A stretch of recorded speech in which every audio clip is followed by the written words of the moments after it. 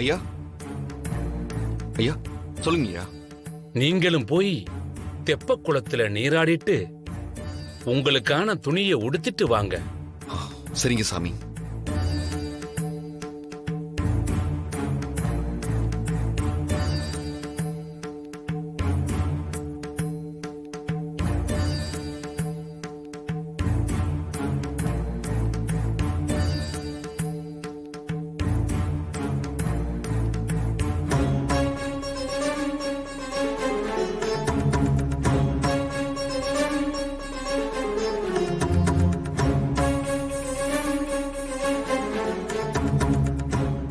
வேம்பு சார்,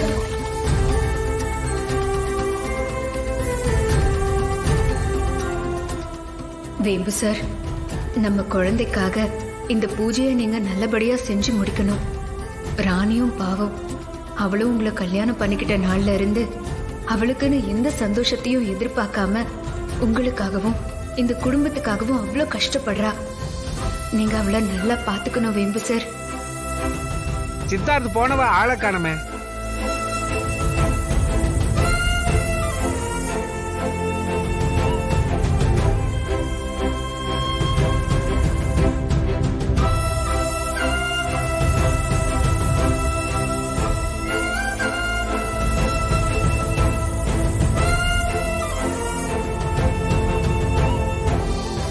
தம்பி, குளிச்சிட்டீங்களா? சத்தத்தையே காணோமே. இல்லையா, என்னை யாரோ கூப்பிட்ட மாதிரியே இருந்துச்சு. அதான். இந்த கோவில்ல இருக்கிற தெப்ப குளத்துக்கும் உனக்கும் ஏதாவது பூர்வ ஜென்ம பந்தம் இருந்தாலும் இருக்கும். அதனாலதான் உனக்கு அப்படியெல்லாம் தோணுது. பூஜை பரிகாரத்துக்கான நேரம் வந்துருச்சு. சீக்கிரமா குளிச்சிட்டு வாங்க தம்பி. சரிங்கய்யா.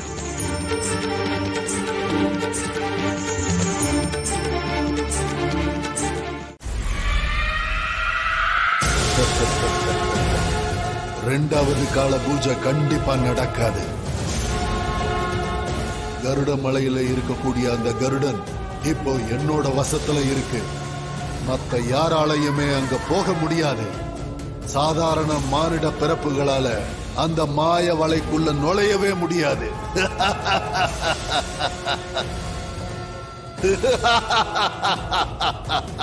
நீ தப்பா நினைச்சிட்டு இருக்க ருத்ரா. அந்த பூஜை ஆரம்பிச்சிட்டாங்க.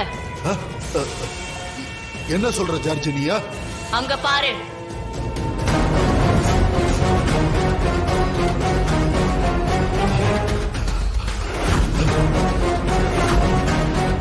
இப்ப நான் என்ன செய்யணும்?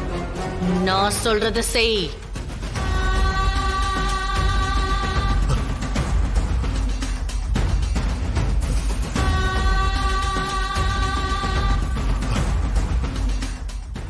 சரி, நீ சொன்ன மாதிரியே நான் செய்யறேன்.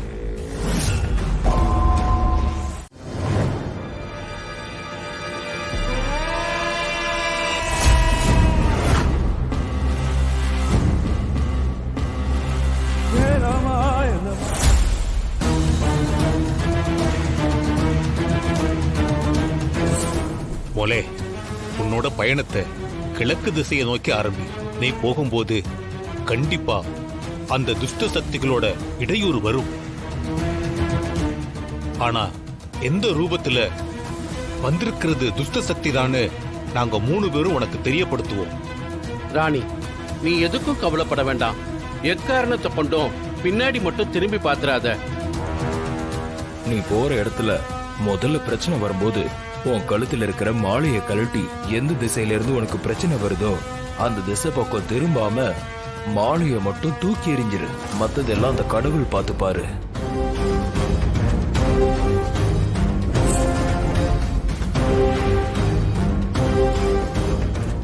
என்னம்மா, நான் சொல்லிக்கிட்டே இருக்கிற உனக்கு காது கேட்கலையாம்மா?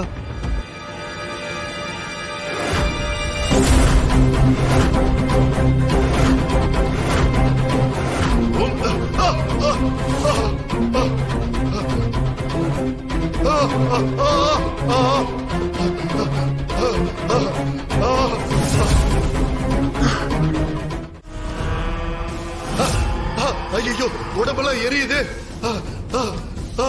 பயங்கரமா எரியுது. ஆ ஆ ஆ ஆ ஆ உடம்பெல்லாம் எரியுது.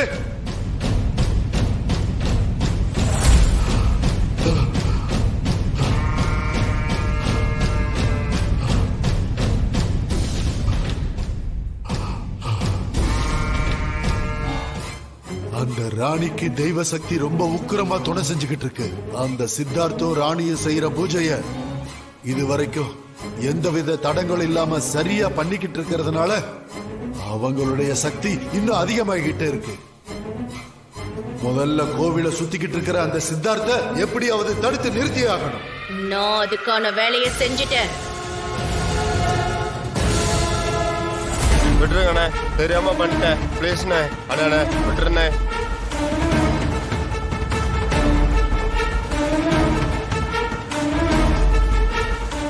அண்ணே விட்டுருண்ணே, ப்ளீஸ்ண்ணே. டேய், என்னையவே எதிர்க்கிறியா? விட்டுருங்கண்ணே, தெரியாம பண்ணிட்டேன். ப்ளீஸ்ண்ணே. அவ்வளவு பெரிய ஆளாயிட்டியா? என்ன எதிர்த்தா என்ன நடக்கும்னு எல்லாருக்கும் தெரியட்டும். சாவுடா.